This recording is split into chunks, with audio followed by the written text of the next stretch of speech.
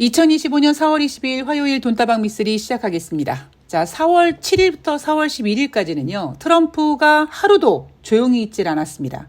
이랬다 저랬다 왔다 갔다 하면서 뉴욕 증시는 롤러코스터를 탔습니다. 그런 뉴욕 증시의 롤러코스터에 투자자들은 분노하고 트럼프는 쫄았습니다. 그래서 4월 14일부터 4월 18일까지 한 주 동안은 일단 트럼프는 입 닥치고 좀 조용히 있었고요. 투자자들은 그 전주에 느꼈던 그 롤러코스터 장세에서 좀 벗어나서 조금 어느 정도 안정을 찾아갔던 한 주였습니다. 제가 4월 21일부터 4월 25일까지 뉴욕 증시에 대한 그림은 주 초반에 움직일 수는 있는데 대략 한 주 마감이 된 다음에는 혼조세로 마감했습니다라는 이야기가 나올 것 같다라는 그림을 그려드렸죠. 자, 지난 18일 뉴욕 증시는 부활절로 증시가 열리지 않았습니다. 그런데 지난주 후반부터 트럼프는 제롬 파월 연준 의장을 두들겨 팹니다. 관세 전쟁을 막 떠들었더니 이것들이 미국을 공공의적으로 만들고 그리고 주식시장도 트럼프도 쫄 만큼 크게 움직임에 따라서 트럼프가 약간 방향을 틀어서 만만한 상대 제롬 파월 연준 의장을 두들겨 패고 있습니다. 그래서 4월 21일 월요일 뉴욕 증시는 3대 지수가 2% 넘는 하락을 보였습니다. 또 전문가들은 또 언론은 급락했다고 연병들을 합니다. 돈다방 미쓰리에서는 절대 급락, 급등, 붕괴, 폭등 이런 얘기 안 합니다. 자, 경제 지표를 보면은요. 3월달 미국의 컨퍼런스 보드의 경기 선행 지수 전월 대비 0.7% 감소했습니다. 시장 전망치도 좋게 보진 않았어요. 시장 전망치도 지금 전반적인 경제 지표 분위기는 미국 경제 안 좋을 것 같아. 근데 이게 미묘한 차이가 있는 게요. 지금 미국 투자자들이 보고 있는 경기 침체, 경기 둔화 우려의 원인은 트럼프의 관세 때문이라고 생각하거든요. 트럼프가 관세 전쟁을 시작하면 인플레이션이 올라갈 거고 각국의 무역이 둔화되고 그렇게 되면 미국의 경기 둔화 혹은 경기 침체가 오지 않겠느냐라는 시나리오인데 저는 약간 생각이 틀립니다. 이미 머릿속에는 저는 미국의 경제 지표가 다 그려져 있지 않습니까?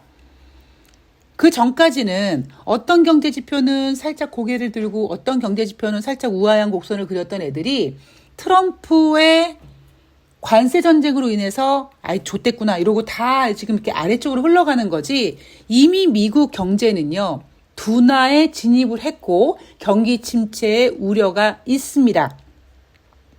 그래서 그런 분위기를 살짝 좀 완화하기 위해서 올해 연초에 스태그플레이션이라는 단어가 나왔었죠. 경기는 둔화되는데 인플레이션 지표는 올라가네. 근데 그 인플레이션 지표가 뭐겠습니까? 아무것도 한 게 없거든요. 단지 그냥 작년 연말부터 대선 이후에 뉴욕 증시가 좀 연말 분위기를 타고 랠리를 좀 타다 보니까 스태그플레이션이라는 단어가 나올 만큼 물가 인상이 자극이 됐던 건데 이미 미국은 정점을 찍고 우하향 곡선을 그리고 있는 겁니다.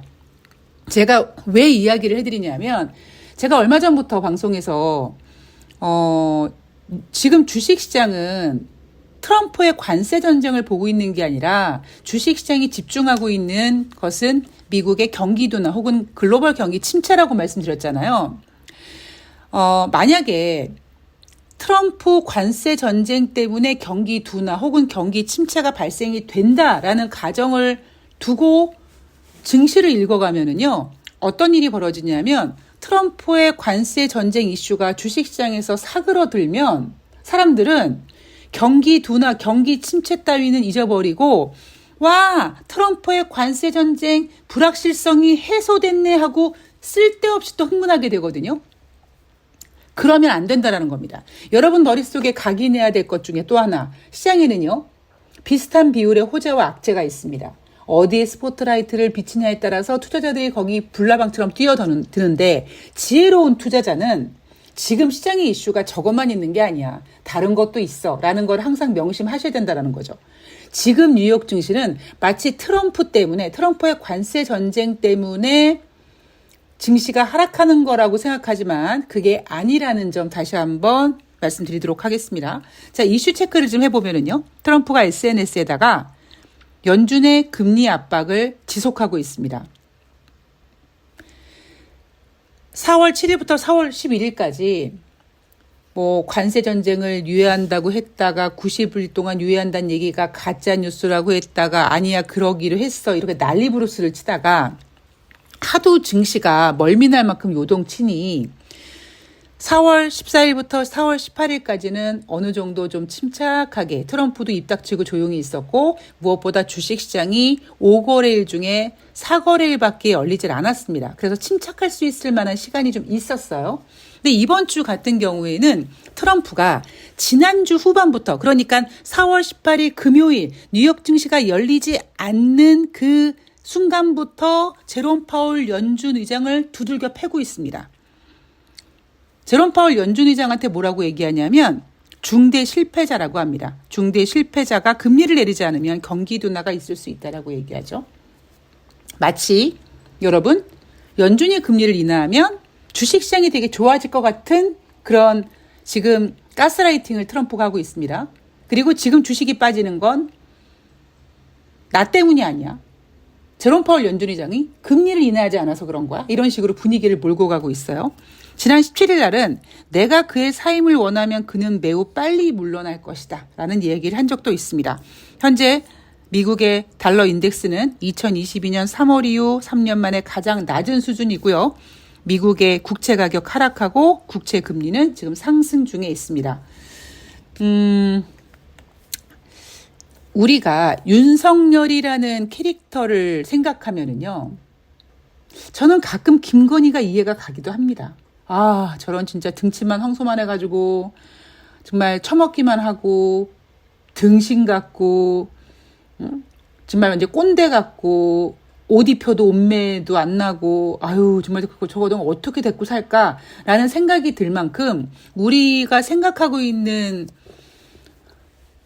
윤석열은 남자답지도 못하고 겁도 많고 쪼잔하고 비겁하고 거짓말도 많이 하고 막 그렇게 생각하지 않습니까? 근데 트럼프는요, 되게 사기꾼 같아요. 그러니까 윤석열은 등신같이 느껴지긴 하지만 뭐 거짓말을 잘한다고 막 사기꾼 같다는 생각은 하지 않는데, 그냥 겁 많고 등신 같으니까 저렇게 거짓말로 그냥 눈앞에 위기를 모면하려고 하는구나 라는 캐릭터라면 트럼프는 굉장히 돈이라는 거를 알고 뭐 그러다 보니까 재벌도 됐겠죠. 돈이라는 걸 정확히 알고 그 돈에 대해서 사람의 심리가 어떻게 움직이는지도 알고 그러다 보니까 약간 사기성 기질이 있어요. 그 트럼프가 대통령 되기 전에 뭐 돈 벌어주는 학원을 만든다 뭐 이래가지고 뭐 사기다 아니다 이런 이야기도 있지 않았습니까? 그래서 지금 트럼프는요. 우리가 지금 주식시장에서 느끼는 트럼프 리스크라는 거는 트럼프의 관세 전쟁을 얘기하는 게 아니라 트럼프의 그 돈이라는 거를 아는 사기꾼 같은 새끼가 주물럭주물럭 하면서 그 밑에 있는 투자자들을 막 뒤흔들면서 그 불안함을 이기지 못하는 투자자들이 고통받는 거. 그게 가장 힘든 거죠. 여러분 기억나실지 모르겠습니다만 트럼프가 1기였을 때, 트럼프가 처음에 대통령이 됐을 때, 그때 연준 의장은 제닛 옐런이었습니다. 바이든 때 재무부 장관 했죠. 근데 트럼프는 제닛 옐런이 이제 임기를 마치고 대부분 그냥 연임을 시켜주는 다른 대통령에 비해서 제롬 파월 연준 의장을 안 쳤습니다. 그러니까 제닛 옐런을 잘라버렸어요. 연임을 안 시켰어요. 그리고 자기가 생각했을 때 자기 말을 잘 들을 것 같은 약간 쪼다 같은 제롬 파월 연준 의장을 의장에 앉혔습니다. 그리고 자기는 대통령이 끝났고 그 뒤에 조 바이든 대통령은 제롬 파월 연준 의장을 연임시켰죠. 근데 지금 트럼프 입장에서는 저 새끼 내가 내 말 더럽게 안 들어 처먹네. 약간 이런 생각인 거죠. 그래서 다시 자를 생각을 합니다. 우리나라가 더 개판이냐 미국이 더 개판이냐 그랬을 때는 그냥 독인 개긴 같은데 그래도 약간 우리나라 사람들이 좀 미국 국민들보다 훨씬 약간 좀 똑똑하고 뭐 정보력 이런 것도 좀 하고 훨씬 더 우리가 훌륭하지 않아 이런 생각을 요즘 해봅니다. 왜냐하면 트럼프는 탄핵 당했는데 뭐 결국 다시 대통령 되지 않습니까? 뭐 그런 거 봐서 우리나라가 훨씬 낫다라는 생각을 해봅니다. 자, 이번 주 그림을 그린 전반적인 흐름은 주 초반에 좀 움직일 수 있어요. 근데 주 후반으로 갈수록 이제 뉴욕 증시는 어닝 실적에 주목을 할 것 같은데 사실 어닝 시즌이라고 해봤자 당장 이제 테슬라 실적 발표하는데 테슬라 실적 일요일 방송에서 말씀드렸듯이 좋지 않다고 했죠. 차량 인도 1년 전 대비 13% 감소했다라고 발표해드렸습니다. 전반적인 시황 분위기는 좀 좋지 않으니까 이번 주 뉴욕 증시는 기업 실적, 어닝 시즌에 좀 주목할 것 같고 지수는 나중에 종가를 보면 혼조세로 마감했습니다라는 분위기로 주 후반으로 가면 그럴 가능성이 높다라고 저는 개인적으로 보고 있다고 말씀드렸고요. 우리나라 주식시장은 역시 2488포인트로 끝났는데 2500포인트를 팔아내야 되는데 주 초반은 쉽지는 않을 겁니다. 근데 제가 지금 보고 있는 포인트는 그거예요. 전반적인 큰 경제 흐름이라든가 뭐 경기 둔화 이런 거는 다 고려하고 있지만 지금 트럼프는 관세 전쟁을 질렀는데 쫄았단 말이에요. 전 세계가 미국을 트럼프를 공공의적으로 만들어 놓고 특히 중국 같은 경우는 해볼 테면 해봐라 이런 식으로 만만디 작전으로 나가고 미국을 공공의적으로 놔두고 다른 나라들끼리 막 연합으로 한번 니네 미국 저만 뒤졌어 이런 짓을 이런 행동을 좀 하려고 하니까 트럼프가 지금 가만히 있는 상태에서 제롬 파월 연준의장을 쫍니다. 이것도 아마 오래 못 갈 거예요. 왜냐하면 제롬 파월 연준의장은 속된 말로 그만두면 그만이에요. 제롬 파월 연준의장이 그만둔다고 사임한다고 트럼프가 원하는 사람을 꽂아놓는다고 트럼프 원하는 대로 될 것 같습니까? 그렇지 않습니다. 그냥 트럼프는 집단에는 자존심의 스크래치가 된 거죠. 내가 대통령이 돼서 막 관세전쟁 일으키고 1기보다 더 2기에는 세게 막 뭔가 보여주려고 그랬는데 오히려 1기보다 더 만만치 않은 상황이 전개되니까 쫄았거든요. 그러다 보니까 방향을 틀어서 제롬 파월 연준의장을 두들겨 패는데 이것도 쉽지는 않을 겁니다. 다시 뉴욕 증시는 어닝 시즌 개별 종목에 대한 거 집중하고 경제에 집중할 겁니다. 이번 주는 그렇게 특별하게 주중에 발표되는 경제 지표가 의미 있는 게 없거든요. 연준 베이지북 정도가 발표가 되면 이제 금리 인하에 대한 가능성이 커질 확률이 높겠죠. 그리고 금요일 날 미시간대 소비자 심리지수 뭐 여전히 안 좋게 나올 거고요. 주중에는 주택지표 발표되는데 이거는 뭐 크게 증시에 지금 영향을 끼치지는 않을 겁니다. 이번 한 주는 뉴욕 증시는요. 약간 트럼프 지우기. 트럼프 좀 입 닥치고 조용히 있고 자 이번 주는 어닝 시즌이야. 그리고 베이지북 보면서 미국의 진짜 경제가 어떤지 트럼프 때문이 아니라 진짜 미국 때문에 미국의 경제가 어떤지를 보고 금리를 결정해야 되라는 냉정을 찾는 한 주가 될 가능성이 높습니다. 우리나라 주식시장 뉴욕 증시가 하락했기 때문에 우리나라 주식시장 마이너스로 시작하겠죠. 그러나 우리나라 주식시장도 2300포인트 혹은 2400포인트에 대한 어떤 바닥 인식은 딱 되어 있으니까 냉정을 찾으시고 크게 흔들리실 필요는 없습니다. 예. 자, 저는 넥스트레이드 때문에 지금 아침 8시부터 지금 매매가 막 돌아가가 정신 없어가지고 오늘 방송을 빨리 마감하고 그리고 저는 주식시장에 집중하도록 하겠습니다. 그리고 돈다방 미쓰리는 4월 23일 수요일 날 제가 일찍 일어나서 돈다방 미쓰리 녹음하고 새날로 가도록 하겠습니다. 네. 오늘 좋은 하루 되시고요. 비 오는데 차 조심하시고요. 건강관리 힘쓰시고요. 전 내일 방송에서 뵙도록 하겠습니다. 고맙습니다.